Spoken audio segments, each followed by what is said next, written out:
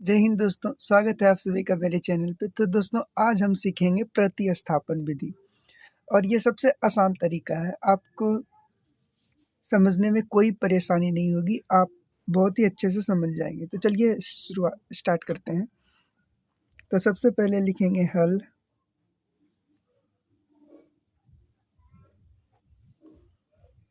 हल लिखें। अब लिखते हैं दिया है।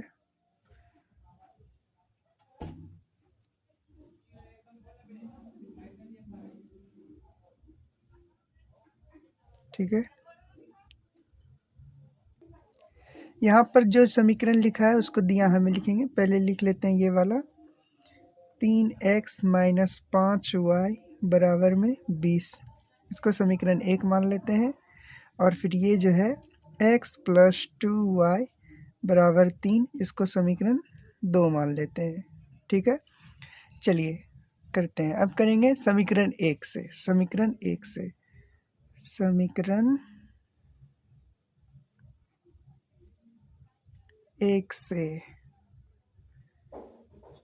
देखिए, जैसे जैसे मैं आपको बता रहा हूँ करके, वैसे ही आपको करना है। ठीक है, तो समीकरण 1 लिख लेना है। तो समीकरण 1 है जो, उसको पहले लिखेंगे 3x माइनस 5y बराबर में 20। ठीक है, अब देखिए x को सिर्फ इस साइड में रखना है, बाकी सबको उधर भेज देना है। ठीक है, तो देखिए पहले ये 3x को यहाँ 3x लिखेंगे बराबर ये 20। देखिए ये माइनस 5y, ये क्या है, माइनस में है, और इधर आएगा तो क्या हो जाएगा, प्लस में हो जाएगा। ठीक है, जब कोई चीज़ माइनस में रहता है उसको बराबर के इस साइड लाते हैं तो वो क्या हो जाता है, प्लस में हो जाता है। तो यहाँ पर 5y हो गया। ठीक है, कोई दिक्कत नहीं है। चलिए आगे बढ़ते हैं। अब देखिए ये जो x के गुणांक में 3 है, तो अब ये 3 को इस साइड भेजेंगे तो क्या हो जाएगा, बटा में हो जाएगा। तो x बराबर क्या हो गया, 20 प्लस ये 5y बटा में क्या हो जाएगा, ये 3। इसको मान लेंगे समीकरण 3। ठीक है, ये हो गया। देखिए ये 3 को इधर लाएं तो बटा में हो गया, इसको समीकरण 3 मान लिया। ठीक है, चलिए इसी प्रकार समीकरण 2 को हल करते हैं। ठीक है, ये कुछ नहीं लगेगा। अब लिखेंगे समीकरण 2 से।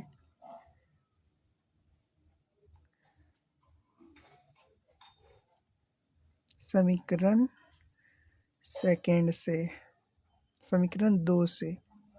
समीकरण 2 में भी इसी तरह करेंगे। समीकरण 2 क्या है, समीकरण 2 देख लीजिए, 2x प्लस 2y बराबर 3। x प्लस 2y बराबर में 3, ये समीकरण 3 है। तो चलिए इधर x बराबर क्या हो जाएगा, 3। ये देखिए प्लस में इधर आएगा तो माइनस में, चिन्ह बदल जाता है, y। इसको मान लेंगे समीकरण 4। ठीक है, चलिए अब लिखेंगे समीकरण 3 तथा 4 में तुलना करने पर। ठीक है, चलिए तुलना करके बनाएंगे। ठीक है, समीकरण 3 तथा 4 में तुलना करने पर। समीकरण 3 तथा 4, समीकरण 4 क्या है, समीकरण 4 में तुलना करने पर।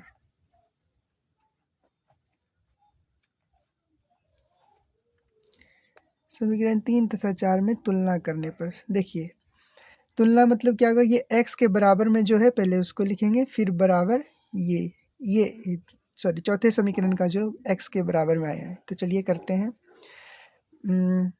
20 प्लस 5y बटा में क्या है, ये 3 है बराबर, और ये वाला देखिए दोनों जगह x का ही मान आया है ना, हमको दोनों में x का ही मान बराबर करना है। ठीक है, अगर y का करते हैं तो सिर्फ y का ही कीजिए, अगर x का करते हैं तो सिर्फ x का ही कीजिए। ये नहीं कि एगो में x का बराबर इधर कर दिए और एगो में y बराबर इधर निकाल लिया, ऐसा नहीं करना है, बिल्कुल भी नहीं। वैसे आपका अगर आप ऐसा करते हैं तो कभी नहीं बनेगा। ठीक है, तो ये देखिए इसका बराबर यहाँ पर लिखें और फिर इसका लिखेंगे यहाँ पर। यहाँ गया 3 माइनस 2y 3 माइनस 2y, ठीक है। अब देखिए ये जो 3 है ये इधर इधर इसको अगर इधर लाएंगे तो ये गुना हो जाएगा इसके साथ, इस पूरे के साथ। तो चलिए पहले ये ऊपर वाला लिखते हैं। ऊपर में क्या है 20 प्लस में 5y, 20 प्लस में 5y बराबर क्या हो जाएगा, ये 3 से 3 में गुना होगा, 3 तिया 9 हो जाएगा। फिर देखिए इसके आगे प्लस छिपा है, प्लस गुना माइनस करेंगे तो माइनस होगा। अब यहाँ देखिए 3 का गुना 2 के साथ करेंगे 6 होगा, और यहाँ इसके साथ y लगा है तो y लिख देंगे, ठीक है। अब एक एक जात वाला को एक पास करते हैं, ठीक है। तो चलिए देखिए इधर 20 है और 9 को भी इधर लाते हैं, 5 को इधर ला देंगे इस साइड, ठीक है। क्योंकि ये दोनों ये और ये एक जात है और ये एक जात है, ठीक है। तो चलिए करते हैं। तो क्या हो जाएगा 20 माइनस में 9 बराबर इधर क्या था -6y, और देखते हैं और क्या हो जाएगा -5y, क्योंकि ये 5y इधर प्लस में था इसलिए इधर आया तो माइनस। में आपको दिखा देता हूँ एक बार, देखिए ये है 20 प्लस 5y और बराबर में 9 माइनस 6।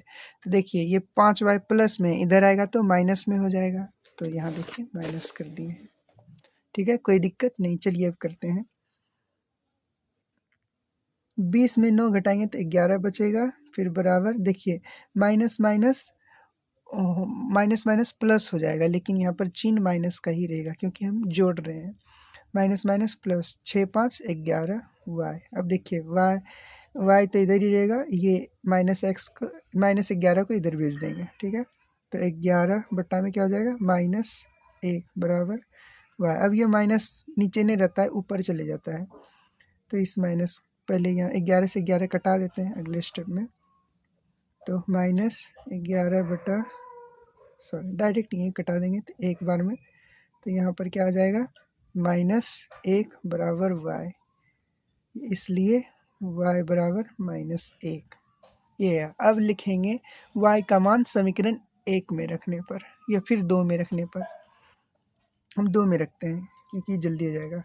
y का मान समीकरण y का मान समीकरण 2 में रखने पर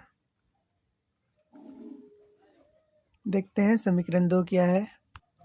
समीकरण 2 यही था। चलिए अब देखिए y का मान जो आया है वही समीकरण 2 में रखेंगे।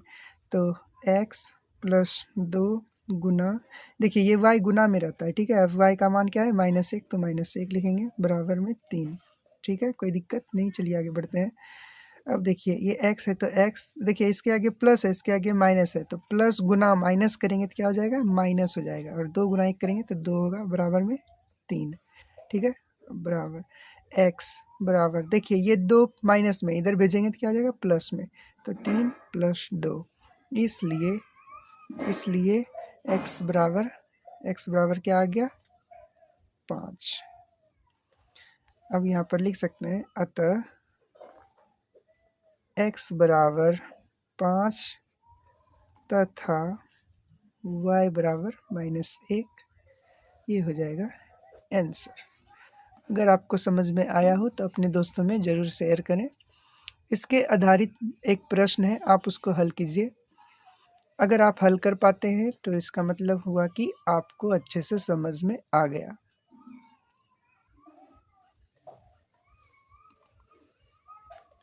देख सकते हैं आप।